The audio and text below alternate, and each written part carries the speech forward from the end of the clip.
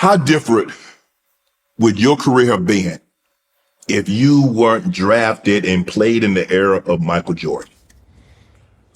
Do you win a title? That's a great question. I don't know, but I'm glad I played in his era because number one, you want to play in a great player, the greatest, or it's a debate between him and LeBron. Some people still think Kareem. Mm-hmm. You want to play in that because number one, what Michael did, going back to what we talking about, how respect for the older generation. Mm-hmm. If it wasn't for Michael, mm-hmm. I wouldn't make millions of dollars from Nike a year. Right. LeBron, Kobe wouldn't make millions of dollars from Nike a year. If it wasn't for Michael Jordan, we all wouldn't have commercials. People act like athletes always did commercials. No. Number one, none of us had a shoe deal until Michael. None of us shot commercials until Michael. So whether you want to debate who's the greatest, that guy is the reason we make. That's the reason think about this. And when I was it was really fun in that movie Air, because I'm technically in the movie because me and Mike are in the same generation. His mom and dad having the forethought to say, he gonna get a piece of the shoe. Right. And then Matt Damon, who plays Sonny, says, well, we don't do it like that. Miss Jordan said, yeah, we do it like that. And because of that, I made millions of dollars from Nike, mm-hmm. Just from and also from my signature shoe. Right. So I lost to Michael Jordan. It would have been great. And the only thing I ever felt bad about, Sean, to be honest with you, I couldn't win the 76ers, not the 76ers, the Suns a championship. Right. Because in Philly, they had one. In Houston, they had one. I have always felt bad that I wasn't able to bring a championship to Phoenix because that's my home. Mm-hmm. They gave me, when I got traded there, my life just changed dramatically. Because, man, all I wanted was some help. Mm-hmm. Because when you're a great player, man, it's hard to go out there. Because there's a couple of things that happened to me that really, because I was getting so depressed in Philly. Because I was saying to myself, damn, I suck as a basketball player. I says, we get beat in the first round every year. And I'm like, mm-hmm. I know I'm great, but our team wasn't very good. But I'm like, yo, man. And I'm having my private moments. I'm talking to my friends. I'm like, man, am I not good at basketball? I think I'm great, blah, blah, blah. And then when they called me for the dream team, I was like, damn, I am pretty good. Right. I'm like, I am good. Thank you. And then when I got traded to Phoenix, they gave me Dan Marley and Kevin Johnson and Mark West and those guys. I'm like, because when I got there that first day, I said, guys, I think I'm the best basketball player in the world. We're going to play the Bulls for the championship. Michael Jordan just has some more help. I'm just as good as him. They look at me like I'm crazy. They're like, what? I says, I think I'm the best basketball player in the world. Y'all gonna find out right now, because we're gonna go out here and start kicking some. Right. I told them that the first day. And there was a turning point in the season. And I know Michael well. Mm-hmm. We got off to a good start. We played the Bulls, and he just kicked our. And I was saying to myself, he know we're gonna play them in the finals. He wanted to send us a message. So after the game, I told him, I said, guys, we got to get better. That guy sent me a message tonight, and I didn't like the message. But I received it. Yeah, I received it. And then we went on like a 12, 13 game winning streak, finished with the best record in the NBA, get to the finals. And I said, I get the chance to prove my point. And I'll tell you, Sean, that's the first time in my life I felt like, I said, damn, that guy's better at basketball than me.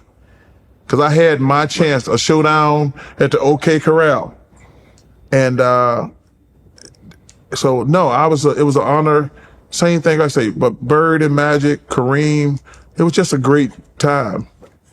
The Dream Team. Let's clear this up. The Dream Team was supposed to take the best 11 NBA players. It was the best 12 players. They ended up taking 11 NBA players, mm-hmm. and they took Christian Laettner. Yes.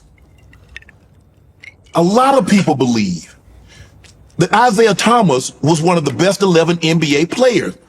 A lot of people believe, Charles, he was better than John Stockton. I think he was a better player than John Stockton. Well, then why didn't he get to go on the team?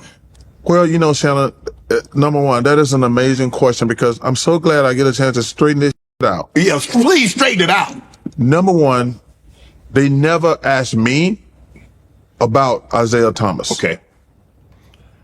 And it just came out, and I can't speak for the other guys, but they never asked me personally about Isaiah Thomas. And Isaiah Thomas probably should have been on the team. And they asked Michael Jordan, did he have anything to do with it? And then it actually just came out in the last year where he said, I'll play as long as Isaiah don't play. Thank you. So, and then you got to have him. If you're going overseas, you got to take the biggest guy. So I don't know this personally, but I think it was Jack McCallum who said he had it on tape and he played it. Because I've been asked that question 1,000 times. Dude, they never asked me about Isaiah Thomas.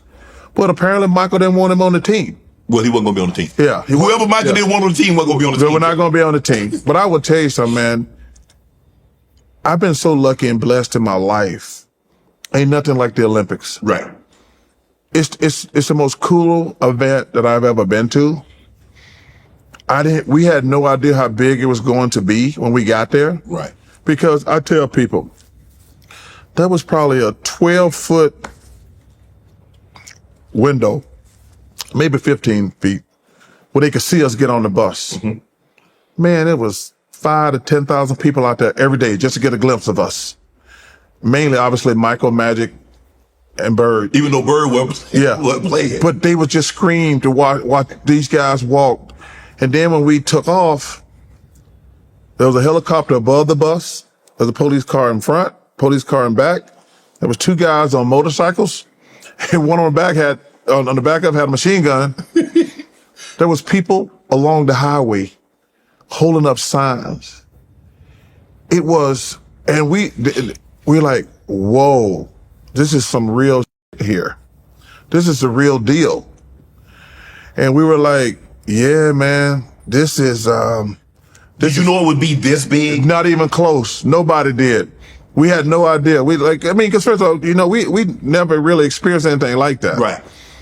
And then we were like, whoa, this is a big deal. I mean, people on the highway holding up signs, hundreds of them. Right. But when we walk out every day to go to the game, it was 5,000 to 10,000 people.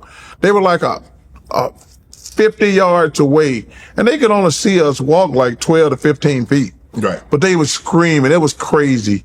But being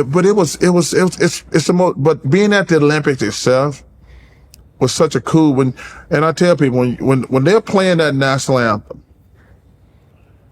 and me and Bird, imagine all the guys overseas and they playing the national. Yes, and we're all getting goosebumps. I mean, it was surreal. You do realize what you guys did is that you birthed an era. The Nikola Jokic's, the Luka Doncic. Yeah. Those guys they probably wasn't born then, but their parents and people, the coaches, they saw that, the Dirk Nowitzki's. Yeah.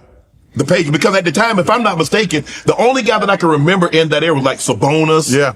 I think Peja. Yep. Sarunas Marcelonas. Yep. There were only a handful. It's not littered, and I don't mean that in a negative term, but it wasn't the influx of foreign European players like it is now. Well, shout out to the great late David Stern. I think that was his vision, to be honest, to make the game international. Right.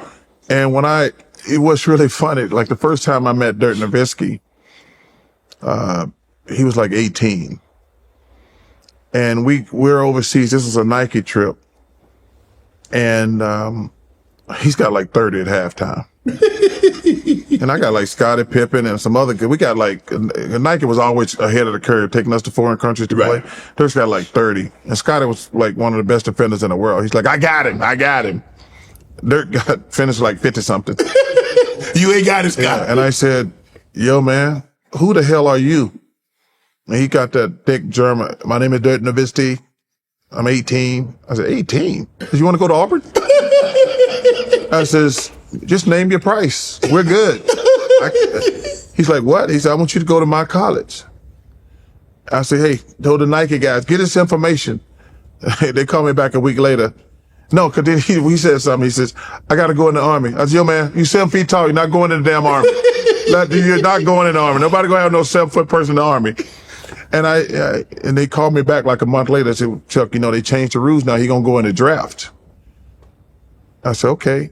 And, people don't even realize this. He didn't get drafted by the Mavs. He got drafted by Milwaukee. Right.